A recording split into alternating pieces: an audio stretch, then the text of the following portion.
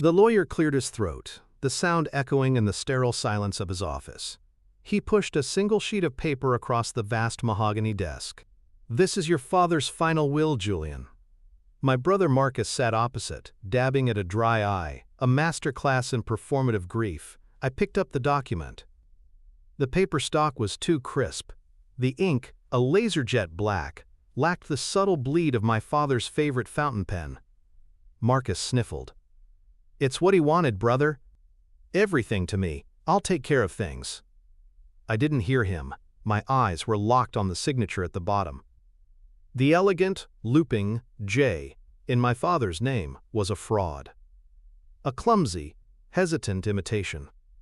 They had no idea who they were trying to fool. My name is Julian Croft. For 20 years, from a quiet office in Boston, I've run Veritas authentication services. High-powered law firms and government agencies pay me a small fortune to find the truth hidden in plain sight. I analyze ink chromatography, paper fiber composition, and the microscopic indentations a pen leaves behind, the unique, unconscious signature of a human hand. My entire life is dedicated to one simple principle: paper never forgets. This pathetic imitation of my father's signature wasn't just an insult, it was an amateurish joke. Marcus, still sniffling, had no clue he'd brought a crayon drawing to an art auction. I carefully folded the will and slid it back across the desk. The lawyer watched me, his expression unreadable. "So, we're good, Julian?" Marcus finally asked, his voice thick with fake emotion. I met my brother's gaze, letting a cold smile touch my lips. "We're just getting started." I stood, adjusting my tie. "Send a certified copy to my office." Veritas Authentication Services. My voice was ice. "I'm sure you can find the address." The elevator doors slid shut, encasing me in a cocoon of brushed steel and silence. My reflection stared back, a man in a tailored suit, but the image was a lie. Inside, I was the same 10-year-old boy watching Marcus charm his way out of trouble after breaking our mother's favorite vase, leaving me to take the blame. Some things never change. Marcus breaks things, and I'm left to deal with the pieces. This time, however, he hadn't just broken a vase, he'd tried to shatter a life. Our father's life. My father, John Croft, was a meticulous man, an architect who built his legacy not with steel and glass, but with careful investments and unwavering principle. He wasn't a man of grand pronouncements, but his actions were his language. And his final action, his true will, was a testament to his character, a 50-50 split. Fair. Balanced. Just like him. Marcus was the opposite, a black hole of charisma and bad decisions. Failed startups funded by Dad, gambling debts quietly settled, a string of broken promises that our father always forgave. "He has a good heart, Julian," Dad would say, looking tired. "It just gets lost." I remember one night, years ago, sitting with him on the porch of the Beacon Hill brownstone. He was swirling a glass of scotch, the ice clinking softly. "Marcus is a leaky boat," he'd confessed, his voice barely a whisper. "I spend my life bailing him out, hoping he'll find shore. But you're the lighthouse, solid, true." He put a hand on my shoulder. "You'll have to be the lighthouse when I'm gone too." And now, Marcus had tried to sink the lighthouse.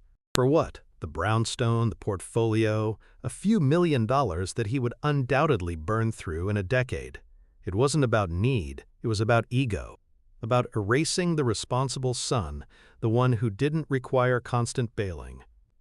This forgery was his final, pathetic attempt to be named the sole heir, the favored one, a title he never earned. Back in my lab at Veritas, the certified copy of the will was waiting on my desk. The air, thick with the smell of archival paper and ozone, was my sanctuary of facts. I slipped on a pair of nitrile gloves.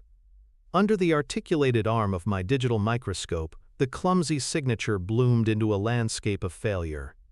Hesitation marks where my father's hand was fluid. unnatural pen lifts in the middle of a stroke. The ink, when I ran a sample through the chromatograph, was a common commercial formula, nothing like the rare Japanese blend Dad had exclusively used for the last 20 years. Marcus hadn't just brought a crayon drawing to an art auction, he'd signed his own confession, and he'd delivered it right to my door. The lawyer, Abernathy, was either a fool or a co-conspirator. It didn't matter. They both forgot the one thing my father always remembered. The lighthouse sees everything. The first step was dismantling the lie, piece by piece. My lab wasn't a place of emotion, it was a crucible for facts. I placed the will under the video spectral comparator, bathing it in infrared light.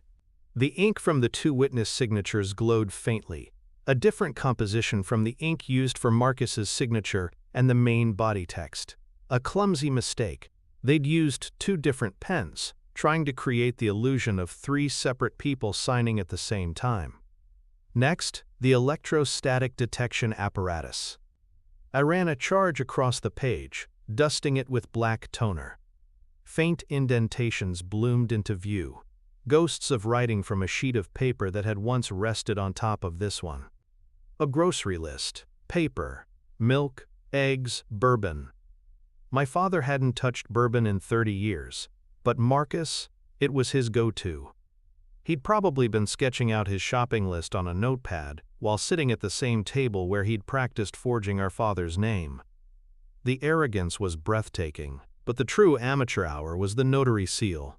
It looked legitimate enough to a civilian, but under 50x magnification the embossed lettering was fuzzy, the state crest slightly distorted. It wasn't pressed into the paper, it was a high-resolution scan, printed with a textured polymer to mimic the feel of an embosser. A cheap trick for faking certificates, not a multi-million-dollar legal document. The notary's name was Elizabeth Rourke. A quick search of the state database confirmed she was real, her office a small storefront in the North End. That was Abernathy's contribution, I realized. The lawyer supplied a real name to give the forgery a veneer of authenticity, assuming no one would ever look closer. He was wrong. I drove there myself the next morning. Elizabeth Rourke was a woman in her late 60s with sharp eyes and hands stained with ink from a leaky fountain pen. I didn't introduce myself as Julian Croft. I was Mr. Sterling, a private investigator working a routine estate verification. "I just need to see your logbook entry for the will of John Croft," I said, keeping my voice level. "Signed on October 12th. She adjusted her glasses and pulled a thick, leather-bound ledger from a shelf. Her finger ran down the pages. October. Here we are, the 12th. She turned the book around for me to see. "Let's see, mortgage document for a Mr. Chen, power of attorney for a Mrs. Gable, no John Croft." "Are you certain?" I asked, feigning surprise. "My logbook is my Bible, Mr. Sterling. If it's not in here, it didn't happen in here." She peered at the copy of the will I presented. Her eyes narrowed on the seal. "Oh, for heaven's sake," she muttered, disgusted. "Another one? Another one?" "A counterfeit," she said, tapping the seal. "My embosser has a tiny flaw, a microscopic nick on the eagle's wing.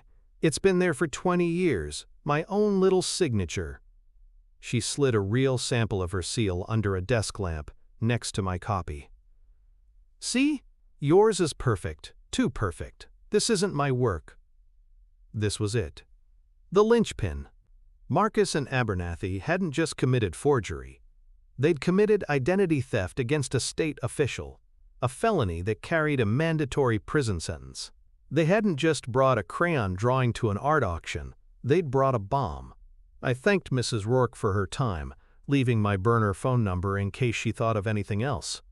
Back in my car, the cold Boston air did nothing to cool the fire in my chest. This was no longer about retrieving an inheritance. This was about demolition. My phone felt heavy in my hand.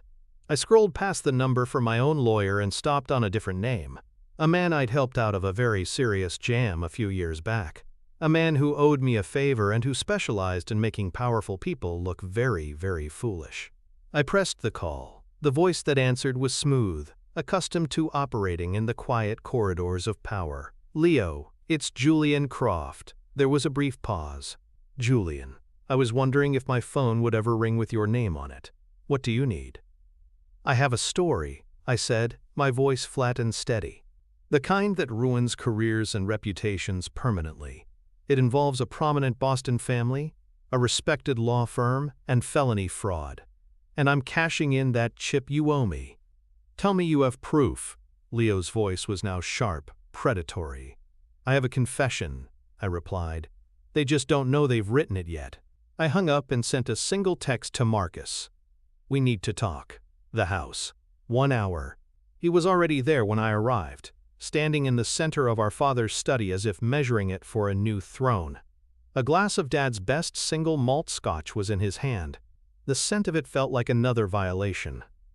"Come to your senses, little brother," he asked, a triumphant smirk playing on his lips. I walked past him to the large bay window overlooking the garden, the same window our father would stare out of for hours. I didn't look at Marcus. I looked at the city lights beginning to prick the twilight sky. "I'm not going to contest the will," I said. The silence that followed was heavy. I could feel his shock, his suspicion, and then the slow, creeping bloom of his colossal ego. He let out a short, disbelieving laugh. "Well, I'll be damned. You're smarter than I gave you credit for. It's an airtight document, Julian." Abernathy said it was perfect. "Perfect," I echoed, my reflection in the dark glass a mask of calm. "But I have a condition, not for me, for Dad's legacy." Marcus swirled the scotch in his glass, intrigued. "I'm listening." "Dad's biggest passion in his later years was the Croft Foundation for Urban Development. It's his name, his mark on the city. The estate, under your sole stewardship, should make a significant inaugural donation. We'll hold a press conference. You, the grieving son, honoring your father's memory by generously funding his charity. It solidifies your position. It makes you look like a pillar of the community, not some vulture who took everything." His eyes lit up. The appeal to his vanity was irresistible. Public adoration, his name in the papers, for the right reasons for once. He saw the headline, the applause. He saw his victory lap. "A press conference," he mused, tasting the words. "I like it, classy." He drained his glass and set it down with a decisive thud. "All right, Julian, you've got a deal." He had no idea that the Foundation's charter, which I helped my father draft, contained a little-known bylaw. Article 7, Section 4. Any bequest from a directorial estate is subject to a mandatory, independent forensic audit before funds can be accepted. An audit I would personally oversee. He thought he was taking a victory lap. I was laying the tripwire. The press conference was set for the following Tuesday at the Fairmont Copley Plaza. Leo worked fast. He didn't just get a few local news crews. He got the wire services, the major papers, even a correspondent from a national financial network. He understood the art of maximizing a fall. The bigger the stage, the longer the drop. "My reporter is primed," Leo had told me over a secure line. "She's a shark. She just needs to smell blood in the water. You sure you want to do this publicly? It's your family name." Marcus made it public when he filed a fraudulent document with the state. I'd replied, my voice devoid of emotion, "My father's name is the one I'm protecting. Let the fire burn away the rot." I arrived early and took a seat in the back row of the hotel's grand ballroom. The room was buzzing, filled with the low hum of conversations and the intermittent flash of camera strobes. Marcus was at the podium, flanked by his lawyer Abernathy. My brother looked resplendent in a charcoal suit that probably cost more than my first car. He was basking in the attention, shaking hands, laughing a little too loudly. He looked every bit the benevolent scion, the worthy heir. Abernathy, however, looked nervous. He kept adjusting his tie, his eyes darting around the room, a man who suspected the ice beneath his feet was thinner than he'd been led to believe. Finally, Marcus tapped the microphone. The room fell silent. "Thank you all for coming," he began, his voice smooth and practiced. He spoke of our father's vision, of his deep love for the city of Boston. He painted a portrait of a man I barely recognized, a doting patriarch who saw in his son Marcus the perfect steward for his legacy. It was a performance worthy of an award. I felt nothing. It was just data, a series of lies to be disproven. "And so," Marcus announced, his voice swelling with theatrical emotion, "in honor of my father, John Croft's enduring legacy, I am humbled to announce that the Croft estate will make an inaugural donation of $10 million to the Croft Foundation for Urban Development." A wave of polite applause rippled through the room. Cameras flashed. Marcus smiled, a wide, triumphant grin. He'd done it. He was the hero, he gestured magnanimously. "I'd be happy to take a few questions." Hands shot up. He pointed to a man in the front, a softball about the Foundation's first project. Then another about his personal feelings. He was enjoying himself, preening for the cameras. Abernathy was starting to relax beside him, a faint smile on his lips. Then, a woman in the third row, sharp and poised, was given the floor. Leo's shark. "Catherine Hale, Boston Globe," she said, her voice cutting through the room's low hum. "Mr. Croft, a wonderful gesture, but a source with the Suffolk County Probate Court indicates that the will granting you sole stewardship of the estate is currently under an official challenge. Can you comment on that?" The air in the room changed. The temperature seemed to drop 10 degrees. Marcus's smile faltered. Abernathy went rigid. I'm not sure I understand the question," Marcus stammered. "There is no challenge. The will is perfectly legal." Catherine didn't blink. "Then perhaps you can address the specific nature of the allegation." She pressed, her voice like steel. "The allegation that the notary's seal of Elizabeth Rourke on the document is a fraudulent counterfeit, and that Ms. Rourke's own logbook shows no record of her notarizing your father's will on October 12th. An act which, I'm sure your counsel can confirm, constitutes a felony." Abernathy lunged for the microphone. "We're not taking any more questions about—" But it was too late. The bomb had detonated. Chaos erupted. Reporters were shouting over each other. "A felony? Counterfeit seal? Mr. Croft, did you forge your father's will?" The flashes were no longer celebratory. They were predatory, a barrage of harsh white light capturing every bead of sweat on Marcus's forehead, every flicker of panic in his eyes. He looked trapped, a deer caught in the blinding headlights of an oncoming train. His gaze swept the room, desperate, and for a split second, his eyes met mine. In that moment, he saw it all. He saw the setup, the foundation, the audit bylaw, the press conference. He saw the lighthouse. And he finally understood that the light wasn't there to guide him to safety. It was there to illuminate the rocks he was about to smash against. I didn't smile. I didn't nod. I simply held his gaze for a heartbeat, letting the silence between us say everything. Then, as the pack of reporters surged toward the stage, trapping him and his panicked lawyer in a cage of their own making, I stood up. I adjusted my tie, turned my back on the wreckage, and walked out of the ballroom, the sound of my brother's world collapsing behind me fading with every calm, measured step. The tripwire had worked perfectly. Phase 1 of the demolition was complete. My phone began to vibrate before I even reached the lobby. A cascade of news alerts, each a digital aftershock of the explosion I had triggered. Croft Heir accused of forgery in shocking press conference. Nuck, a prominent Boston lawyer, implicated in felony fraud. The fire was spreading faster than I could have imagined. I didn't stop walking. The crisp afternoon air felt clean, a stark contrast to the toxic atmosphere I'd left behind. Leo called 2 minutes later. His voice was electric. "The Suffolk County DA's office just called my source for a comment. They're not just investigating Julian, they're opening a criminal case. The counterfeit seal was the kill shot. They can't ignore a fraudulent filing that weaponizes a state official's identity. Abernathy is radioactive. Marcus is finished." "Good," I said, my voice as level as the pavement beneath my feet. They'll be seizing assets as part of the investigation, Leo continued. The estate, the house, everything will be frozen. I know, I hung up. The demolition was proceeding on schedule. The next call, an hour later, came from an unfamiliar number. Mr. Croft? My name is Benjamin Cole. I represent Martin Abernathy. The lawyer's voice was a low, urgent hum. My client finds himself in a precarious position. He was misled by your brother.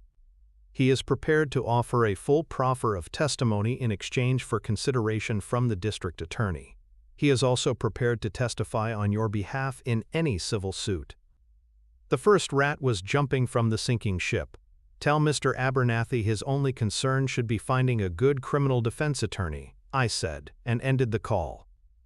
I had no interest in his deals. His testimony was irrelevant. The paper had already told me everything I needed to know. Then came the messages from Marcus. A flood of them.